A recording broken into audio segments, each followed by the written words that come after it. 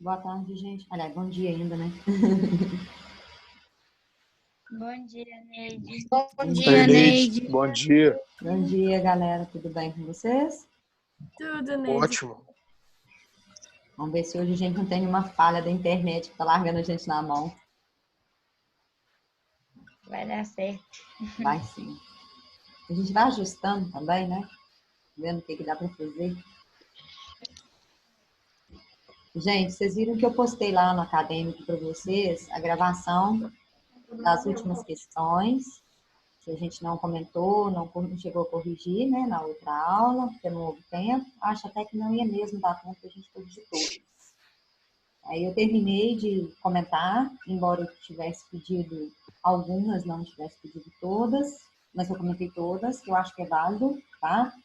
E postei lá para vocês. Então, dá uma olhadinha se tiver alguma dúvida, mesmo porque eu quero depois pedir no final dessa aula para vocês fazerem as questões abertas, né?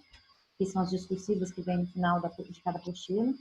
Eu acho que é válido, a partir disso também, vocês darem uma olhada num minuto, que ajuda, tá certo? O assunto nosso hoje é lá da aula 12, página 20, 21 e 22. Então, se vocês quiserem pegar a apostila de vocês aí, claro que dá para acompanhar a partir do que eu estou colocando na tela, que eu acho que é a minha ajuda na fala e ajuda vocês a acompanharem também, certo? Mas a apostila, ela enriquece, ela vai trazer exemplos diferentes do que eu coloquei aqui. Então, eu acho que uma coisa complementa a outra, tá? E à medida que a gente vai comentando aqui, se surgir alguma dúvida, vocês vão me interrompendo e a gente vai esclarecendo, ok? Neide, qual que é a página? Eu perdi. Página 20, aula 12. Da apostila 3, né? Isso, da apostila 3. É a última aula da apostila 3. Obrigada. Bom, o assunto, como vocês estão vendo na tela, é a concordância nominal. A apostila do SAS, ela vai fazer uma divisão quanto a esse tipo de conteúdo, que é a sintaxe de concordância, um pouquinho diferente dos outros materiais didáticos. Mas isso não faz diferença, não. A gente pode ajustar a partir do que o SAS apresenta e, se necessário for, a gente introduz e utiliza materiais complementares. Eu até vou postar para vocês no Acadêmico um resumão que eu tenho, que acho que eu cheguei a falar com vocês a respeito desse resumão lá no Uni2, quando a gente trabalhou com concordância, não sei se vocês se lembram, tá? Esse resumão, ele é bem simples e prático, então ele pega toda a parte estrutural da gramática de concordância e faz ali um apanhado geral, com exemplos. Então, eu acho que facilita muito para a gente estudar. Na hora que eu estou fazendo um texto, por exemplo, eu estou com dúvida, o que eu devo olhar na concordância? Será que essa concordância está certa? Isso que eu fiz aqui está certo? Esse resumão me ajuda a tirar dúvida nesse aspecto, tá? É claro que muitos de vocês devem mesmo ter tirado naquela época, mas agora já não deve ter mais. Então, eu vou postar, eu salvei o arquivo em PDF e eu vou postar no Acadêmico para vocês, que aí vocês, se quiserem, por exemplo, imprimir, se quiser consultar só na tela do computador, funciona, do jeito que vocês quiserem fazer, tá? Então, eu acho que é válido, porque ele vai explorar algumas dessas regras que aqui estão na apostila, mas ele vai além.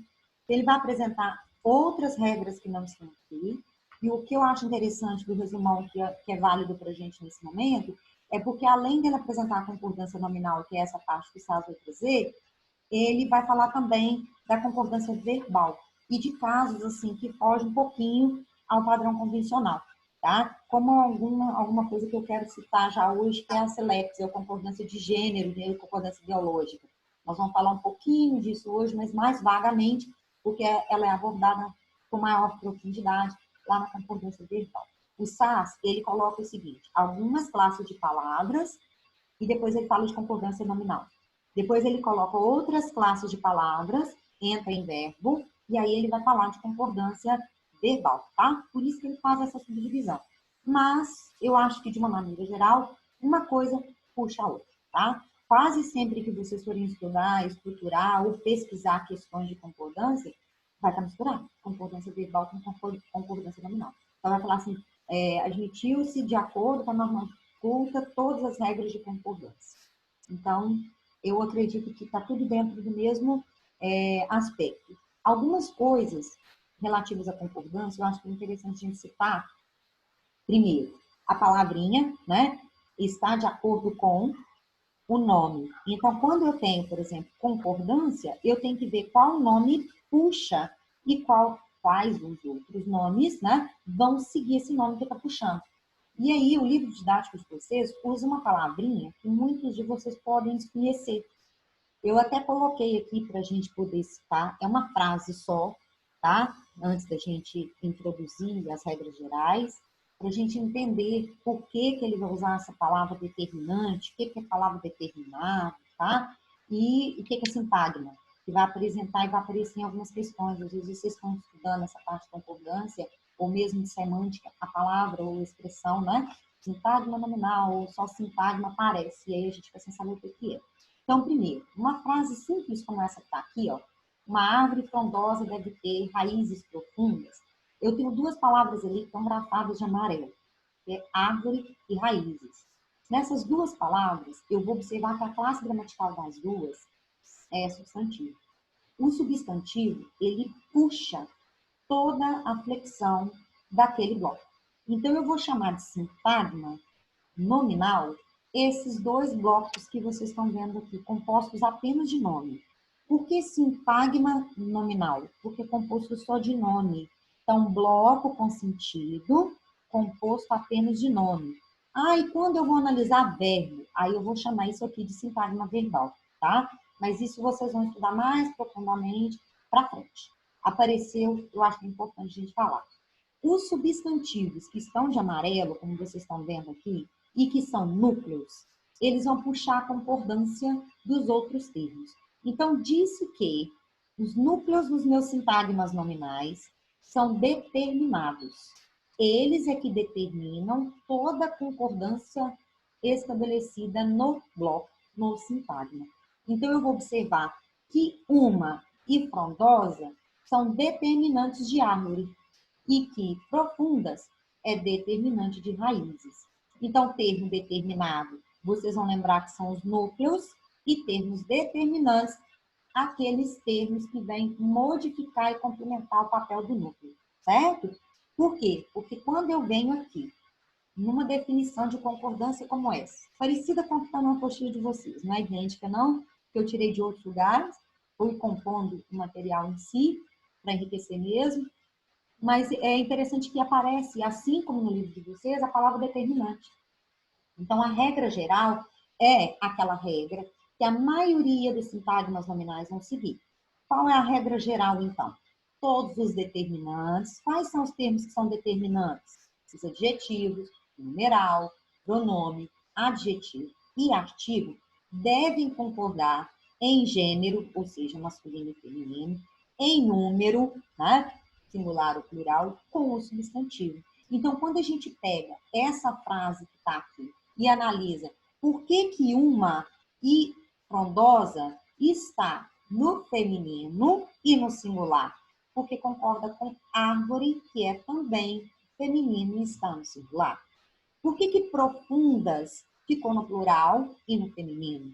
Porque se refere, concorda com determinado raízes, que também está no plural e no feminino.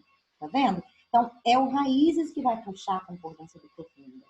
É o árvore que vai puxar a concordância do artigo e do adjetivo, certo? Bom, vamos lá. Então, quando eu analiso isso numa tirinha como essa do Armandinho, tirada lá do livro de vocês, vocês vão observar que tem lá assim: uma árvore deve ter boas raízes, uma casa deve ter uma boa fundação, e toda opinião devia ter um bom fundamento. Dentro de cada quadrinho, eu tenho aí um bloco, mais de um, melhor dizendo, com sintagmas nominais, certo? O que eu vou observar aqui? O que deve ter boas raízes? Uma árvore. Então, esse uma árvore que a gente está vendo aqui é um sintagma nominal. Termo determinado, árvore, que é um substantivo, correto? Quando eu analiso para o uma está concordando com árvore porque está no feminino singular. Mesma coisa que a gente analisou ali na frase anterior. Boas raízes. A palavra raiz está no plural e é feminina, mesma coisa vai fazer ou vai acontecer com boas, que é o adjetivo que vai qualificar raiz. Uma casa deve ter uma boa fundação, mesma estrutura. Uma casa, o núcleo é casa, termo determinado, Termo determinante, uma, que é artigo. Uma boa fundação. Núcleo e fundação, uma e boa são determinantes de fundação.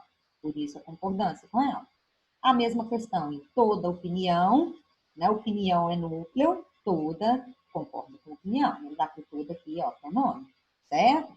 Um bom fundamento, eu tenho um núcleo e fundamento, um e bom determinantes de fundamento, certo? Vamos dar sequência, então, já começando com os casos especiais.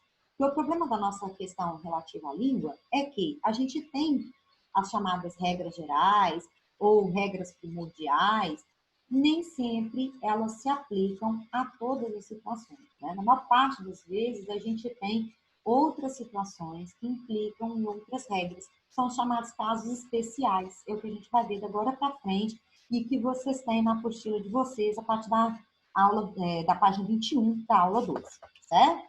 Bom, vamos observar que aqui eu já começo com uma questão. Substantivo do mesmo gênero.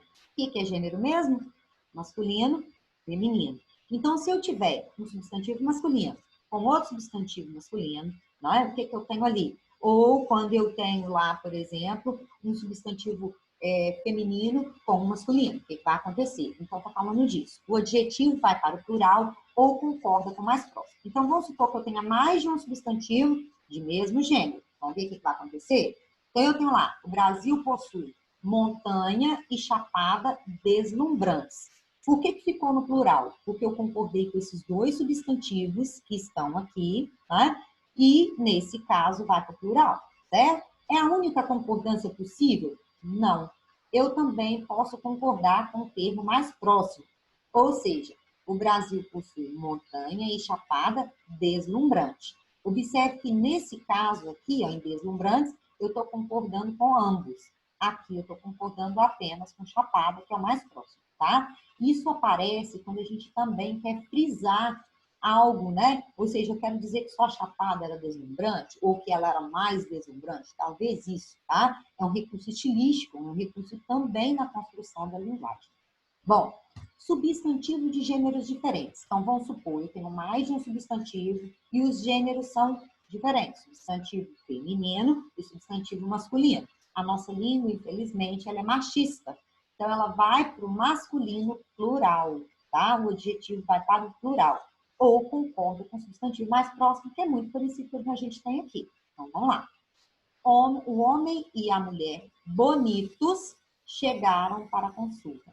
O que eu tenho no caso de bonitos? Bonitos está concordando com ambos os núcleos, tá? Com homem e com mulher, ao mesmo tempo. Mas eu poderia concordar só com mulher aqui? Poderia. Aí eu estaria enfatizando, por exemplo, que apenas ela era bonita, né? Ou que ela era mais bonita, a beleza dela se destacar. Então, é mais ou menos o que está aqui, ó. O homem e a mulher bonita chegaram para a consulta. Então, vocês observam que aqui eu tenho uma relação de concordância apenas com o núcleo, com o substantivo mais próximo, enquanto aqui eu concordo com os dois, certo? Vamos dar sequência aí. Eu ainda posso concordar, inverter a minha frase, a mulher e o homem bonito, frisando, nesse caso, a beleza dele em relação à beleza dela, certo? Vamos dar sequência, então, em outros casos também comuns. Quando o adjetivo vier anteposto a dois substantivos comuns, deve concordar com o adjetivo mais próximo. Então, vocês observaram na tela anterior que quando vocês têm o substantivo primeiro e depois o adjetivo, há mais de um tipo de concordância. Quando a gente inverte essa polaridade, inverte esse papel, e o adjetivo vem antes do substantivo, é mais comum eu ter a concordância com o termo mais próximo. É o que a gente tem aqui, ó. O pai ganhou bonito relógio e camisa, concordando apenas com o substantivo relógio. O pai ganhou bonita camisa e relógio. Aqui está a questão da camisa, tá vendo? Bom, quando o adjetivo vier anteposto a substantivos próprios, nomes, né? Aí ele vai para o plural. Então, se for comum, quase sempre que a gente vai ver esse tipo de coisa, fica no singular concordando com o mais próximo. Ele vem antes. Agora, quando é a mesma coisa, só que com nomes próprios, a coisa muda. Aqui está se referindo a Machado de Assis e Guimarães Rosa. Então, os incríveis Machado e Guimarães são ícones da literatura brasileira. Vocês observam que a inserção do artigo também me ajuda a verificar isso, tá vendo? Não teria como eu colocar incrível aqui se não colocar também meu artigo no singular, tá certo? Então, quando o nome for próprio, é comum essa construção no plural, como a gente está observando aqui. Então, foge à regra anterior. Se um substantivo for modificado por 2 adjetivos, vamos ver o que é isso no exemplo. Eu tenho 3 colocações. Aqui eu pus só sintagma, tá, gente? Não pus a frase toda, não. A festa espanhola e canadense. Observe que eu usei aqui a festa, o substantivo aqui, vem modificado por 2 adjetivos, espanhola e canadense. Então, eu estou querendo frisar aqui tanto a festa espanhola quanto a canadense. A única forma de usar essa expressão, essa especificação do adjetivo para esses, né, substantivo em si? Não, não é. Eu posso ainda ficar no singular com a presença do artigo. A festa espanhola e a festa canadense. Então, você observa aqui que tem um A aqui, e aqui vocês observam que tem outro A aqui. E, nesse caso, ele eliminou o artigo, mantendo a flexão do adjetivo também no singular, do substantivo e do adjetivo, todos os dois no singular. O que acontece? O substantivo vai para o plural quando eu tenho essa possibilidade aqui. Então, cabe tanto a primeira quanto a de baixo, quando não houver artigo. Mas se houver artigo, eu só posso usar no singular, tá? Então, as festas espanhola e canadense, tá certo? A festa espanhola e canadense, tá certo? Se eu colocar o artigo, eu vou puxar a ocorrência para o singular, como vocês estão vendo no meio. Tá bom? Outra regrinha. Há casos de concordância que vão gerar muitas dúvidas, principalmente quando a gente tem a chamada linguagem coloquial. Por quê? Porque a gente não fala como escreve, né? Escreve como fala. Então, quando a gente está falando da linguagem coloquial, aparecem concordâncias que nem sempre a gente vai estar habituado, acostumado. É o caso, por exemplo, de anexo, de incluso, de obrigado. O obrigado, então, a gente tem, né, uma necessidade aí de fazer uma flexão. Se for homem, eu tenho que dizer obrigado. Se for mulher, eu vou dizer obrigada. E o mais esquisito, vocês vão ver no resumão, tem um exemplo lá, eu sempre chamo atenção para ele, é que existe a palavra obrigado no plural. Obrigados e obrigadas. E é muito estranho. A gente não está acostumado a ver, né? Então, diga. Mas, tipo, no sentido de, sei lá, nós somos obrigados, ou, tipo, não, agradecimento também. mesmo? Esse sentido também. No de agradecimento também. Mas, tipo, existe plural para o agradecimento? Existe. E é por isso que eu acho tão esquisito. Assim? Lá no resumão tem, sabe? Quando você vê a frase escrita, você fala, nossa, mas que coisa mais esquisita. Uma outra coisa curiosa, vocês já devem ter observado, né? Às vezes a gente passa batido no cotidiano, mas eu sempre usei a palavra obrigada, obrigada, quando vou agradecer. Até que eu me deparei com um advogado que é fera no direito, e ele é professor de direito há muitos anos, e o nome dele é Luiz, amigo da Shirley, inclusive. E o Luiz, ele não usa obrigado em hipótese nenhuma. Aí um dia ele falou assim, por que você usa obrigado? Essa palavra não tem um significado bacana. Eu falei assim, olha, eu nunca parei para pensar no significado, né? A gente agradece sem pensar. Aí ele pegou e falou, olha, pesquisa e dá uma olhadinha por que eu uso grato, né? E não uso obrigado. Aí eu fui analisar a colocação dele, e obrigado é muito parecido com o que o Rafael está colocando, significa assim, eu me sinto obrigada a fazer algo para você, porque você fez algo por mim. Então, o significado é essa de imposição, essa coisa de imposição. Quando se usa o grato ou grata, ele significa eu te dou graças pelo que você fez por mim. Então, a significação fica muito mais bonita e muito mais simbólica. Então, é por isso que eu substituí o uso do obrigada pelo grata. Porque eu acho que a significação puxa. Diga. O obrigado eu tá certo? Tá certo. Feio, estranho, toda vez que a pessoa me diz isso em loja, tá certo. Mas me soa estranho. Porque ela tá querendo dizer assim, eu é que digo obrigado. Então, ela inverte a posição da palavra, né? Que nesse caso aí, ele tem um valor meio que de particípio, com o sujeito. Então, a gente estranha, mas tá certa a expressão, viu? Pode ser usada, e se você agradecer dessa forma, não tem problema. Mas eu posso agradecer de forma diferente? Posso falar, obrigada a você, eu que agradeço? Pode também, não tem problema nenhum. Mas esse obrigado, viu, gente? Ele é uma armadilha. Quando vocês ouvirem, verificarem que existe o plural e às vezes aparecem questões, soa muito estranho. Por quê? Porque na linguagem coloquial a gente não usa, tá? Então eu coloquei... Neide, diga. quando que tipo eu usaria obrigados? Quando Obrigado. você está usando o agradecimento no plural. Eu vou até colocar o resumão lá para vocês, e nele tem um exemplo, deixa eu até ver se eu localizo aqui, para vocês ouvirem. Devia ter colocado na apresentação, mas a gente nunca pensa em tudo, né? Quando você esquematiza, você tem uma análise e depois você tem outra. Aqui, ó, ele coloca uma observação assim, ó. Obrigados pelo louvor prestado, vários homens e mulheres agradecendo ao mesmo tempo. Eu acho isso estranho demais, gente. Eu Então, não tipo escreveria isso assim, nunca. quando, tipo assim, o mais pessoas. Não, tipo, eu tô agradecendo a mais de uma pessoa? Não, quando mais de uma pessoa está agradecendo. Por exemplo, vocês vão ter a Tá. formatura. Aí vai ter um discurso. Você é a oradora da turma, você está representando a turma. Você pode agradecer no plural, mas é muito mais fácil, mais provável a gente puxar essa concordância para o singular e você agradecer em nome da turma. Em nome da turma eu agradeço. Eu digo obrigado. Não tem necessidade de eu colocar esse obrigados no Ô, plural. Neide, Diga. já viu alguém usando isso? Não, mas em texto aparece. E tem uma questão, não sei se na apostila de vocês ou se foi do SAS que apareceu esse obrigado no plural e os meninos descabelaram quando viram, porque a gente não ouve, a gente não fala sobre isso, entendeu? Então, quando a gente vê escrito, a gente estranha, porque não é uma coisa usual. A nossa linguagem coloquial, nosso cotidiano não utiliza, certo? Vamos dar sequência aqui, à medida que for aparecendo, a gente vai comentando as dúvidas, beleza? Então, tá lá, a primeira eu pus uma com anexo, a outra... Neide, Diga.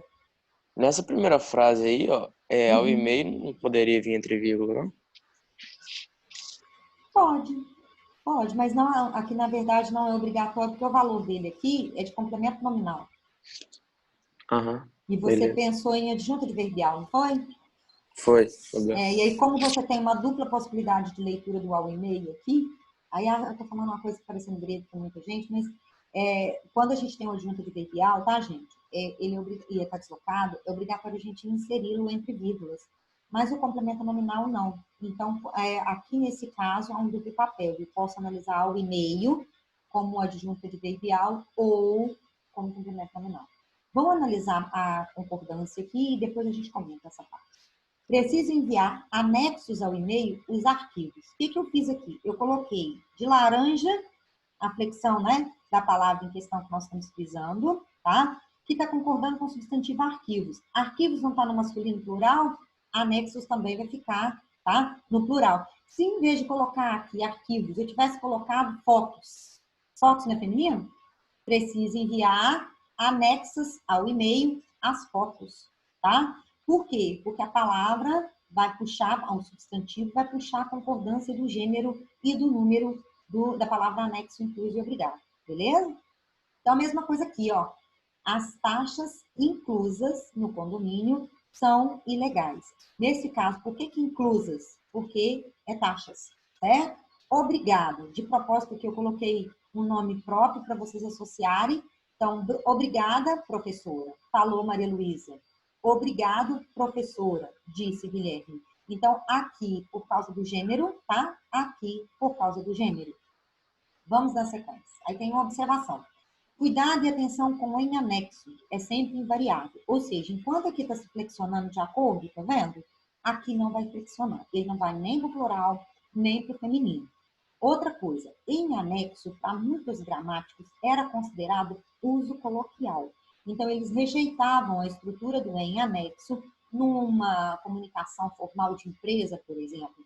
Hoje, isso já está sendo modificado, porque eu acredito que o uso coloquial da linguagem faz com que a nossa língua também se modifique.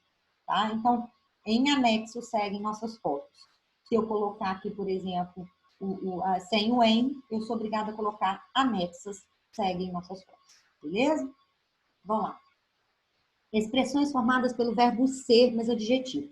Essa construção aqui, ó, vai ser muito explorada e é importantíssimo que a gente relembre dela ou utilize cada vez mais, principalmente na concordância verbal, porque o ser é um verbo de ligação e ele admite um monte de concordância diferente que a gente está, das que a gente está, nós estamos acostumados a usar. Então, observe que o ser, como verbo de ligação, eu vou ter o ser flexionado de acordo com o sujeito, de acordo com o predicativo.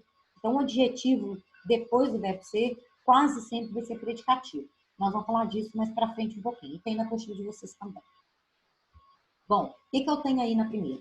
O adjetivo vai ficar no masculino singular se o substantivo não for acompanhado de nenhum modificador.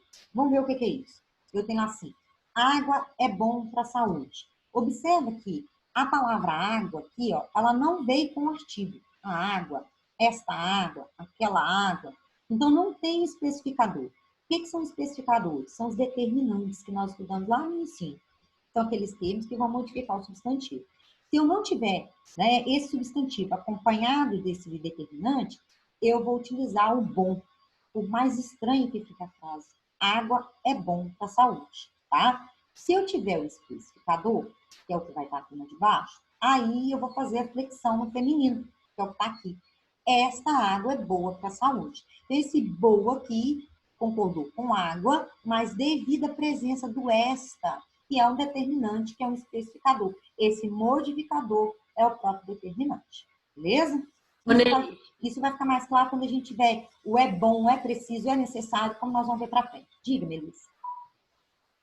É porque eu perdi aqui na explicação, mas eu não poderia falar a água é boa para a saúde, não? Se você colocar o a, pode. Se você tirar o a, que é o especificador, pode ser pronome, pode ser artigo, né? Lembra que o determinante lá no início que eu falei são artigos, são adjetivos, pronomes? Então, se eu tiver qualquer especificador aqui, ó, para água, aí vira boa, como tá aqui, ó. Poderia ser a água é boa, mas se eu não tiver determinante nenhum aqui antecedendo o meu substantivo, sou obrigada a colocar é bom. E essa frase aqui é muito esquisita. A gente não percebe isso aqui como certo. Então, às vezes, aparecem questões para vocês assim, está de acordo com a norma culta. Você lê isso aqui, você estranha. É a mesma situação do obrigados no plural, que nosso ouvido não percebe como certo. Então, a gente estranha, certo? Vamos lá na próxima, que isso também vai ser mais detalhado com aquela questão lá das placas, que eu acho importante mais para frente. Bom, o que eu tenho aqui? Quando o adjetivo exercer a função de predicativo do sujeito, que eu acho que é o que pega mais. Eu tenho lá, por exemplo, assim, ó, a cozinha e os banheiros estavam sujos. O verbo que a gente tem aqui é o verbo estavam, que é um verbo de ligação. O que estavam sujos? A cozinha e os banheiros. Então, eu tenho um sujeito composto, com dois núcleos aqui, ó. Por isso que os sujos vai ficar também no masculino plural, tá? Por quê? Porque se refere a dois núcleos do sujeito ou um sujeito que está no plural. É o que está dizendo aqui na minha regrinha, ó. Quando o adjetivo, nesse caso aqui é o sujos, né, exerce função de predicativo do sujeito, está qualificando o meu sujeito, ele deve concordar com os dois núcleos, ou, né, com o sujeito plural, se tivesse plural, por exemplo, eles estavam sujos, e me identificasse o que estava sujo em questão. Fosse só banheiros, por exemplo, continuaria no plural e no masculino.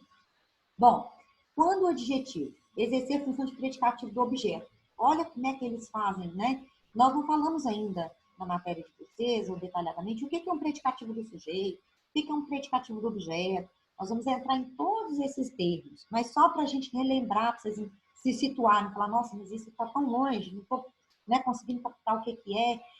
Lembrar que predicativo do sujeito é aquele termo que qualifica, que especifica, que caracteriza o sujeito, certo? Quase sempre vem intercalado por um verbo, que pode ser de ligação ou não.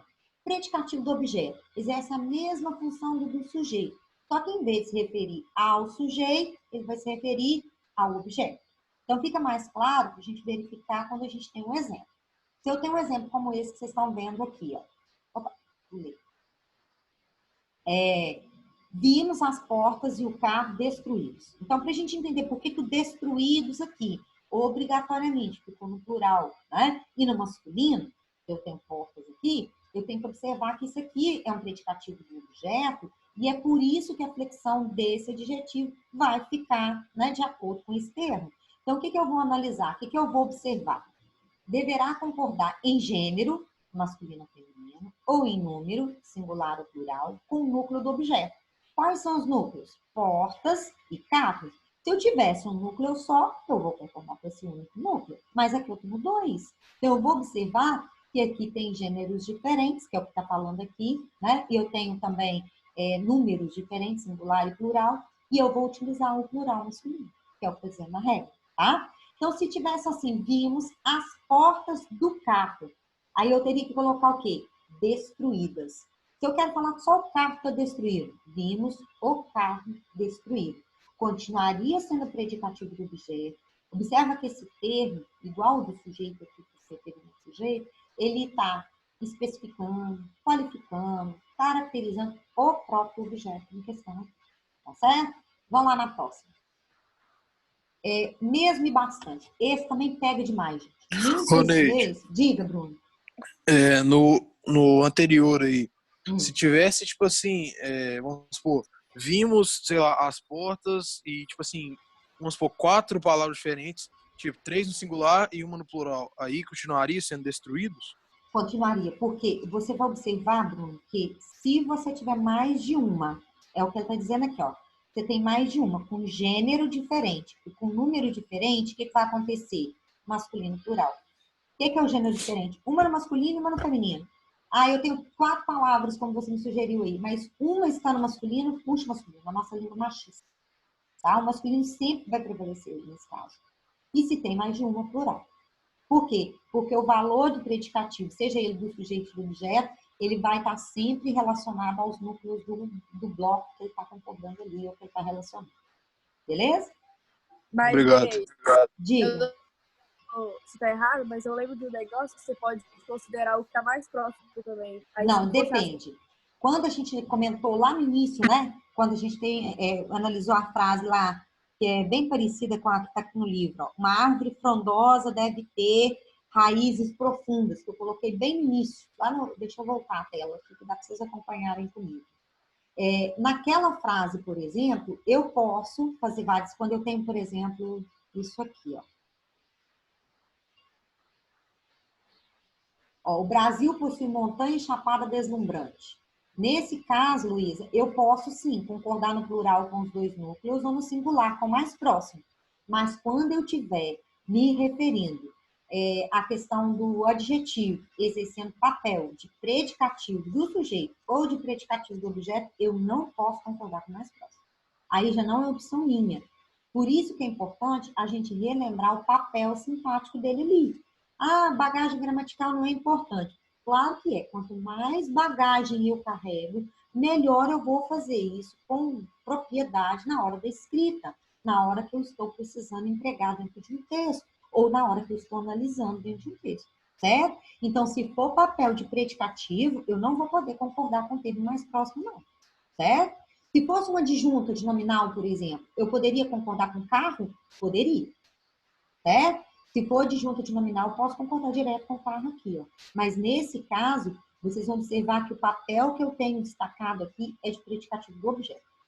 Mas existe uma dúvida, e isso até estou vendo com o M2, nós estamos estudando até essa parte, inclusive, sobre predicativos, e eu montei uma apresentação parecida com essa, focando só exemplos em cima disso. E uma das minhas alunas me falou que tem muita dúvida em diferenciar o predicativo do sujeito, o predicativo do objeto, o adjunto de nominal, né, nas frases. Eu falei, às vezes as frases têm até ambiguidade. E se tiver ambiguidade, eu tenho essa possibilidade que você me disse aí. Certo, Luísa? Então, depende muito do papel do termo na frase. Alguns termos admitem sim essa concordância devido ao papel sintático aí, ou na ambiguidade sintática que pode ser apresentada. Vamos lá na próxima. No próximo, vem mais uma regrinha. Esse aqui pega muito, principalmente bastante. O mesmo a gente não dá, vocês não vão ter muita dúvida no uso, não. Sempre vai concordar com a pessoa, em gênero e número, como a gente vê aqui, né? Então, nós percebemos que nós, que nos amamos mesmo. Esse mesmo aqui é o realmente. Esse aqui vocês não teriam dúvida. O valor dele é de advérbio, ele não vai ser flexionado. Se eu tenho essa daqui, os alunos mesmos produziram os cartazes. Vou concordar com o substantivo anteposto. Então, não dá dúvida. O uso do mesmo é tranquilo, mas o uso do bastante, não. Por quê? Porque o bastante, da mesma forma que está falando aqui, ele pode ser variado, tá? E ele pode ser advérbio. Ele pode ter valor de pronome, tá? Indicando a ideia de quantidade. E ele pode ser advérbio, indicando intensidade. Vamos ver isso em exemplos, que eu acho que fica mais fácil. Olha lá. Eu tenho assim, na segunda frase. No calor, as pessoas... Terceiro, né? No calor, as pessoas se desgastam bastante. Esse bastante tem valor de muito. E ele está intensificando.